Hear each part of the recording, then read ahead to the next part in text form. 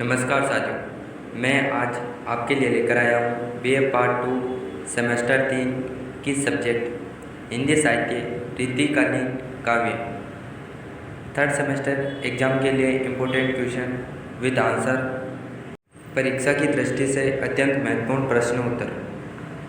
चलिए देखते हैं पहला क्वेश्चन। केशव के आचार्यत्व के बारे में बताइए। अगला क्वेश्चन, केशव के संवाद सौष्ठव को स्पष्ट कीजिए। केशव दास की काव्य दृष्टि को स्पष्ट कीजिए। इन क्वेश्चन के आंसर आप आराम से पढ़ लीजिए। अगला क्वेश्चन, राम के भ्राता लक्ष्मण के पंचवटी के बारे में बताइए। केशव के काव्य में संवाद योजना की विशेषता बताइए।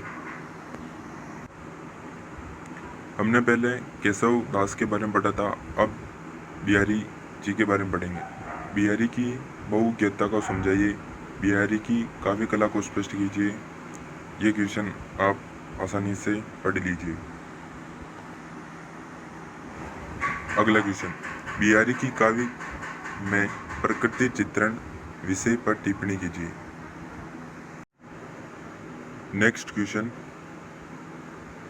सच्चे प्रेम की बातें तो नेत्रों के माध्यम से ही होती हैं, वाणी द्वारा नहीं कही जाती। इस पंक्ति को सिद्ध करने वाला बिहारी का प्रमुख दोहा कौन सा है, उसे लिखिए तथा उसका भाव भी स्पष्ट कीजिए। अगला क्वेश्चन, अब हम पढ़ेंगे गणानंद जी के बारे में। गणानंद के बारे में कविवर गणानंद के जीवन वृत्त पर प्रकाश डालिए। अगला क्वेश्चन, गणानंद के काव्य की विशेषताएं पर प्रकाश डालिए। ये क्वेश्चन अति महत्वपूर्ण है। अगला क्वेश्चन, गणानंद की विरहानुभूति पर प्रकाश डालिए। अब हम जानेंगे सेनापति के बारे में। सेनापति का श्लेष वर्णन अधिक उपयुक्त और प्रभावशाली है, स्पष्ट कीजिए। या ऐसा भी आ सकता है ये क्वेश्चन, सेनापति के व्यक्तित्व का कर्तृत्व का परिचय दीजिए, या सेनापति को प्रकृति चित्रण में विशेष प्रसिद्धि मिली, इस कथन की पुष्टि कीजिए।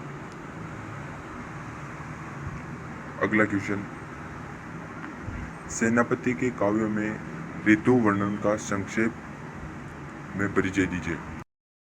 अब हम पढ़ेंगे भूषण के बारे में। भूषण के काव्य में युगबोध को समझाइए। अगला क्वेश्चन, भूषण की भाषा पर विचार कीजिए। Next question, Matiram. अब हम जानेंगे मतीराम के बारे में। मतीराम का जीवन परिचय बताइए। ये 2 नंबर में क्वेश्चन आ सकता है। मतीराम के कर्तृत्व का परिचय दीजिए। मतीराम की ग्रंथों की विशेषता बताइए। अब हम पढ़ेंगे वृंद के बारे में। कवि वृंद के दोहे नीतिपरक हैं कैसे, और वृंद की कितनी रचनाएं हैं। अगला क्वेश्चन, कबीर और वृंद के दोहों में क्या अंतर है। कवि वृंद के काव्य में श्रृंगार वर्णन पर टिप्पणी कीजिए। अगला क्वेश्चन, इकाई 3 जिसमें रीतिकाल का वर्गीकरण कीजिए। रीति मुक्त व रीतिबद्ध काव्य में समानता बताइए। रीतिकाल को श्रृंगार काल नाम क्यों दिया। अगला क्वेश्चन, रीतिकाल का अंतिम कवि कौन था। रीतिकाल का अर्थ क्या है।